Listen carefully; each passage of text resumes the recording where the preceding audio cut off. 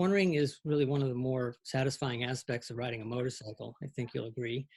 And it can also be the most scary, because really there's a lot of reasons for that. One is that we aren't really born to lean a motorcycle or lean anything as much as we have to when we ride even at a normal pace. There's a book that I actually wrote the foreword to called The Upper Half of the Motorcycle. And the guy was a German named Bert Spiegel. He did, he figured it out, and he did the research that we as humans really are only comfortable leaning at 14 degrees. And that's because that's what, as just our innate sort of internal selves, that's all we feel comfortable doing, because it's what we, the lean angle we are at when we run in a circle in bare feet on a natural surface, which would be how we were born. And if you look at it, horses are the same way. So when we start to have to need to lean at 20 degrees plus, 20 degrees is nothing, but up to 45 degrees, no wonder we're all kind of freaked out the first time we ride on a motorcycle, let alone, like say, as a passenger. And you know what that's like when you get a passenger on the back who's never done it before, and they're freaking out as soon as you get past that 14 degrees or so. You're going to then, that's when they're going to clench and they're going to have all sorts of problems. And so that's why. And so us as motorcyclists, we actually learn early on. We have opportunities to learn to get comfortable with leaning.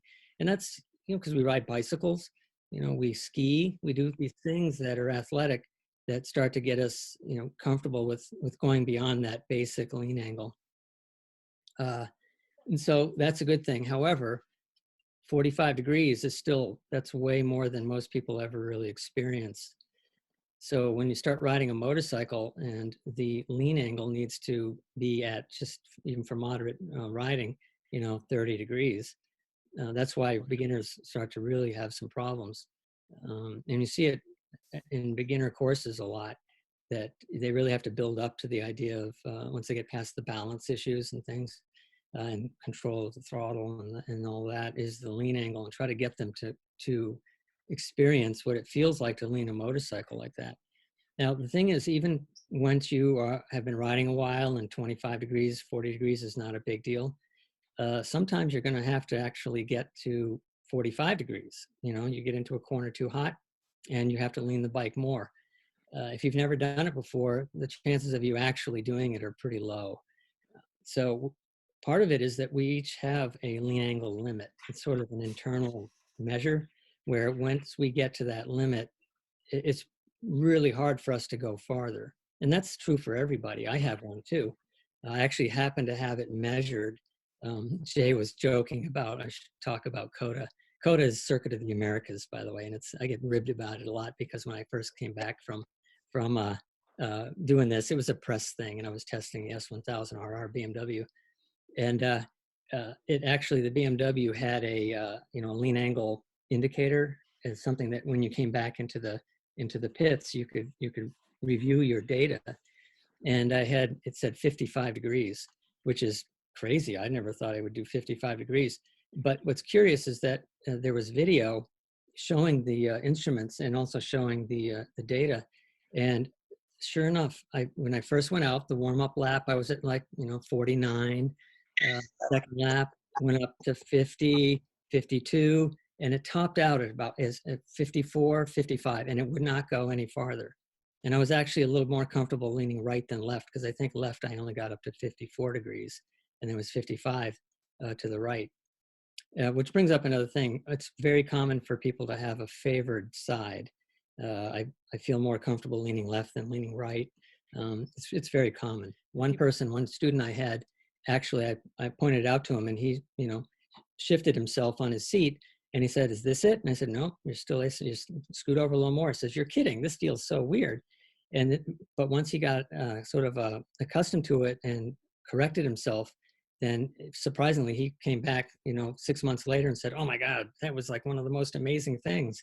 And somehow it helped him to be in balance in a way that really, who would have guessed, So that angle limit. I'm sorry, it's just interrupting.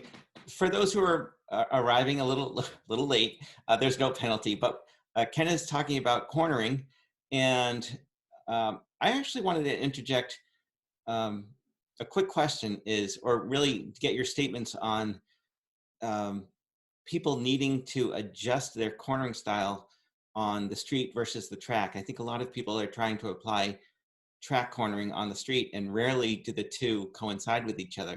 Can you talk a little bit about that?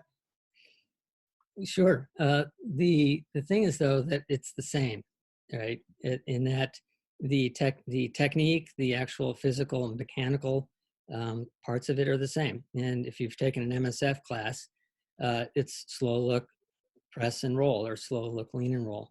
It's the same. And that's when we break it down on the racetrack. Oftentimes people overthink it, and they think that there's more to it than that. That's the foundation. And if you get that down, then then everything can be built off of that. So and you can't short circuit that. You can't really take a shortcut on that. So when it comes, I will answer that question in that when we're at the racetrack and people get, come to a few days and or even one day, they start to really feel pretty confident in their cornering because of, the tips we've given, but just the ability to sort of explore the limits of the bike, the tires, and your ability um, in an environment that's really, it is safer than riding on the street. And so and again, you're going revisiting corners every 2 minutes during your session.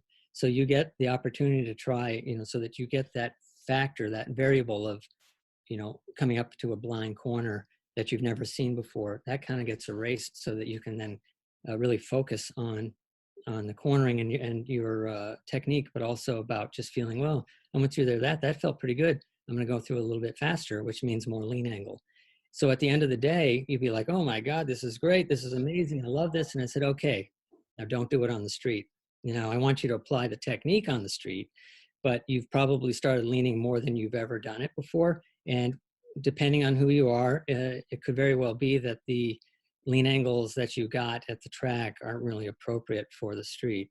Now, that's very often the case when you start to get into the intermediate and advanced groups or level of riding on the track. There's absolutely, you have no business doing even 3/4 of what you could do on a racetrack.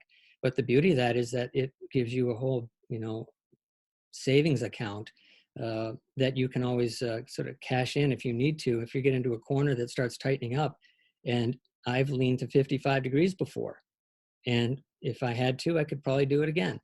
It would freak me out just like it would everybody else because I don't do that very often. Well, actually, I do on the track, but on the street, I just don't expect to need to. So if I have to be put in that position to have to lean a whole lot more, then it's going to feel, it's not going to be as natural. However, the chances of me actually doing it are pretty high if I have to, because I've done it before. It's in my muscle memory, my body and my mind sort of go, okay, we've done this before, let's do it again. But most people who've really only laid, gone as far as leaning that 30, 35 degrees, which by the way, a lot of Harleys, I think they're at 35 degrees maximum lean angle, mechanical lean angle. Um, Somebody can correct me on that, but it's around that. And that suddenly you have to lean to 40 degrees. You better have body position technique, and you've got to have the idea that, you can do it. Otherwise you're going to just stand the bike up and go off, off the road or into the oncoming lane. Very, very common. Or include the brakes in that. So you're going to skid out of control and then low side it and say you had to lay it down. And then we got other issues. So that's sort of the lay of the land there when it comes to lean angle. One thing I do sort of suggest people do is if you've really not leaned your bike to the point, especially if you're on a cruiser, of touching the floorboards, you should do that. When it comes to, standard bikes and sport bikes, you should not be really at the point of, touching foot pegs, because I barely touch foot pegs on the racetrack and I'm dragging knee. So if you're doing that, you're kind of doing something wrong and you're riding way too fast for the street. But when it comes to lower foot pegged or floorboard bikes, that's a gauge that you can really aim for. And oftentimes I'll kind of stick my foot on the end of my foot peg and let my boot drag before I touch anything that's metal. Which brings up another thing that I'll just I could go on and on about cornering, And we'll do that maybe in more detail later. But so, and I also will count on some questions from you folks about, if you want me to go a little bit farther into this. The thing I'm going to come back to is that touching the floorboards or the foot pegs. Also, if you touched your knee for the first time on a racetrack, you are going to freak. You're going to go, ah! Everybody does. And the first time you touch, it's going to be like, oh my gosh. And as a woman actually crashed last year on the track because of it. She just overreacted, and she had a very light bike. And so her reaction really did translate to the tires and the chassis, and it did cause her to crash. She was fine, like most crashes on the racetrack. But just understand that when you go to the parking lot, make sure the parking lot's clean, make sure that you're protected, have all your gear on, and go out and just do circle figure eights so you don't get too dizzy, and just try to lean your bike more than you did. If you don't touch your floorboards or your foot pegs, that's fine. It's fine. You're trying to just bring your comfort level for lean angle up past what your normally, what your norm is. Create a new normal for you. Okay. But I wanted to make sure that we opened the floor for questions on cornering. And once we get through some of those, we're going to open the audience to general questions. And maybe it's Stump Ken. Maybe there's a way that we can ask him questions. I wouldn't put you on the spot. It'd be pretty hard to do, I think, with motorcycle questions. But let's see from the masses. You can raise your hand, you can wave your hand, and we'll unmute your microphone, and you can throw your questions. I think math questions are not allowed, though. Those are a little bit too. They have to be. You have to stick with motorcycles. Yes, we have one from Chris Summer. I saw his hand go up. I'm going to unmute him. Chris, nice to meet you.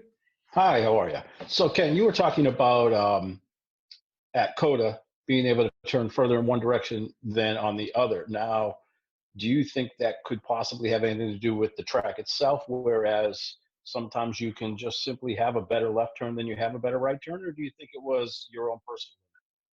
So that's actually a really good question. And there could be a technical answer to that, in that the way the lean angle gauge, the data measures, is it doesn't measure banking. So if there was positive camber and I leaned, I could easily lean to maybe it would read as 60 degrees, and in reality, I'm on a banking. So think about Daytona. Now that aside, we don't know that, but the track was fairly flat, so I don't really think that was really a factor. I didn't feel it.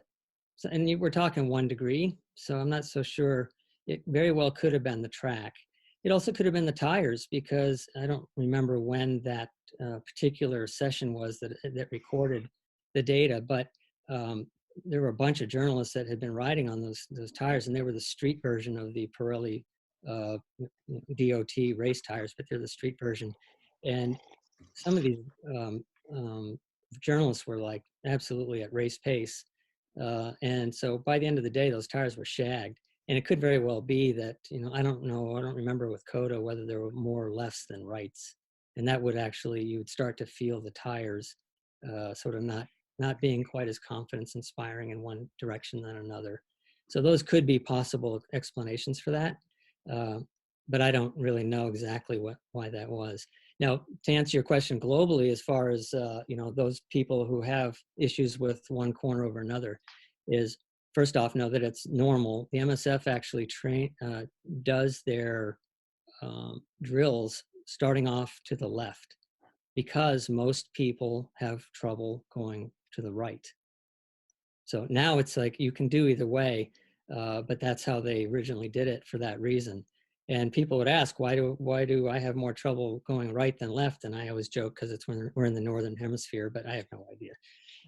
And it could be, a lot of people think that it's because your throttle's on your right hand and you're counter steering by pushing on that hand, and then controlling the throttle in the corner. I really don't know. So one thing I do know, though, is that find your weak corner, your weak direction, and now you know what to work on. All right. All right, we have a question. Let me unmute Steve here. Steve, what questions do you have for Ken? Yeah, so I live in the Asheville, North Carolina area, and we have a lot of really good riders here. A lot of guys I ride with, sport bike riding group, are bike day riders and racers. But a lot of them are also riding supermoto style bikes in the area here. They're lighter weight, and they seem to have a lot of fun in the corners here. But one of the things that I'm seeing is also that they're using a supermoto style technique for cornering, with the foot out, leaning the bike underneath them, as opposed to more of a road race style technique of moving the body off to the inside. So any thoughts about that? I don't really quite understand the advantage of that technique on the road. I certainly understand it in the dirt, but I'm seeing quite a bit of that right now. Any thoughts? Yeah, sure. So those of you who don't know, a supermoto bike is a dirt bike that has street-sized wheels on it, and it then has street tires on it. And so you can, if ever you're up at a racetrack, especially up at Loudon, there's a lot of classes where the supermotos race in. And you can see that these are usually 450cc four-strokes, and they can really rail, I mean, really fast. I couldn't keep up with them. Actually, if you see in the back here, that's my race bike with my daughter Janine on it on the wall. That was an MZ Scorpion. And once the supermotos came in, I couldn't really hang with them. So to answer your question though, Steve, is the reason they're doing it is because they it's style. It's preferred style. I've ridden supermotos on the racetrack and on the street, but on the racetrack, and I've dragged my knee on a supermoto. Didn't quite think it was possible because they're so tall. But that was my technique. It was a road racer's technique, and it worked really well. It went just as fast as anybody else who was doing the other way.